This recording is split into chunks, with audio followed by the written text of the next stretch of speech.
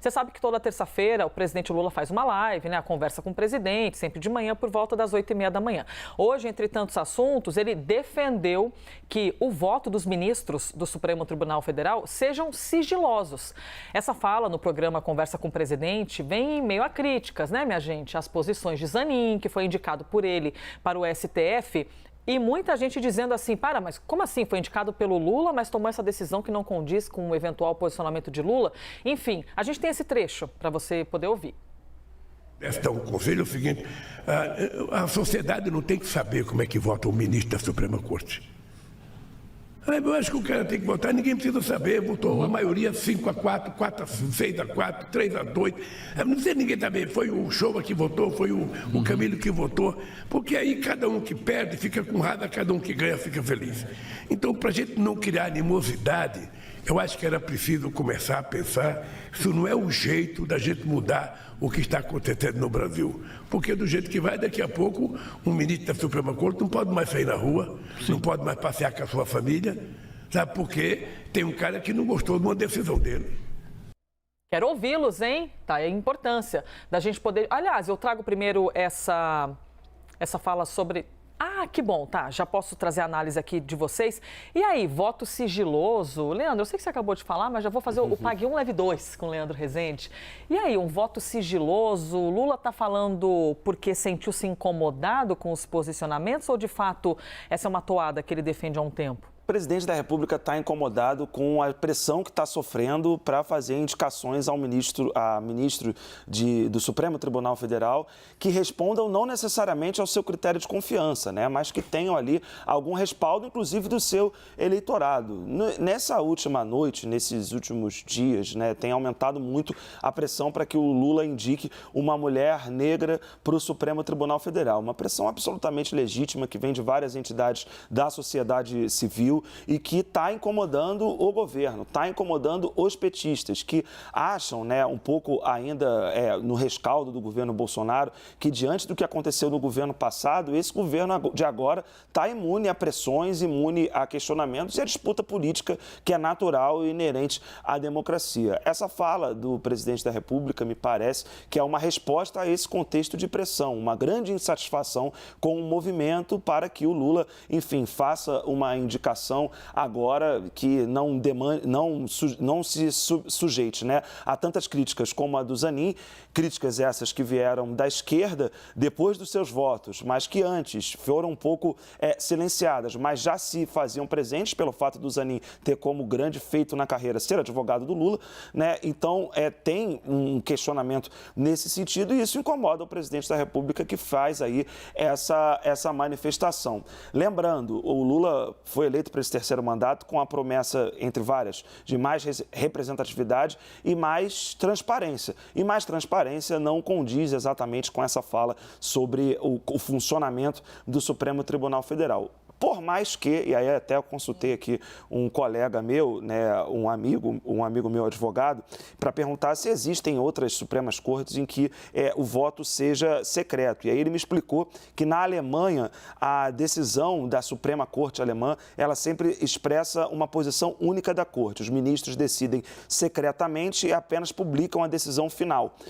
Enfim, isso existe, mas esse é um sistema muito antigo na Europa. No Brasil não é assim. E o Lula, de novo, foi eleito com uma promessa de representatividade e transparência. Está sendo cobrado justamente por isso. E avisou lá atrás, quando era presidente eleito, podem me cobrar. Está sendo cobrado e está reagindo e o seu entorno reagindo de uma maneira bem forte, para dizer o mínimo. Pois é, e se a gente puser numa ordem cronológica, né, sei lá, se a gente pensar a diferença, né, Agostini, do Supremo Tribunal de hoje para o Supremo de 20 anos atrás, ou mais recente, 15 anos atrás, o processo do mensalão, o processo da Lava Jato, eles foram publicizando, vou colocar nessa palavra, publicizando cada vez mais o trabalho dos ministros. Até inclusive com a decisão dos ministros de que os julgamentos fossem exibidos, as pessoas conseguem acompanhar ao vivo.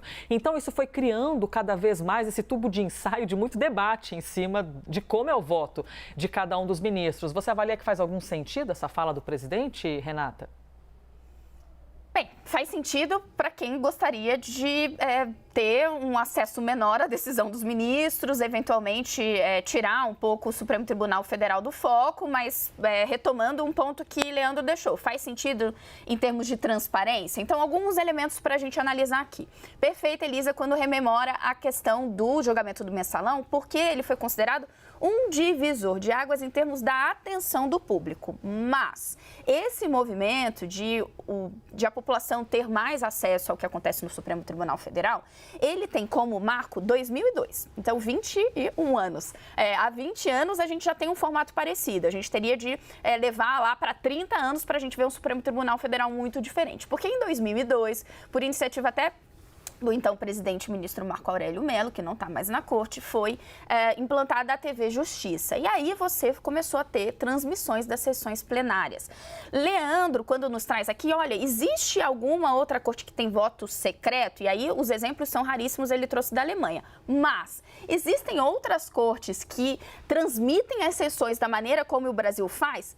Os paralelos são muito pequenos. Você tem ali uma iniciativa, por exemplo, no México, que aconteceu depois da iniciativa brasileira. Então, o Brasil foi pioneiro nesse tipo de transmissão. A ideia era justamente aumentar a transparência. E aí você começou a divulgar tudo que acontecia no plenário. Isso também depois foi mimetizado para a Justiça Eleitoral, se eu não me engano, em 2006, 2007. Há também ali os registros do que acontece no CNJ. Então, foi um processo paulatino de você aproximar a opinião pública, né, os especialistas, as partes e a população como um todo do judiciário.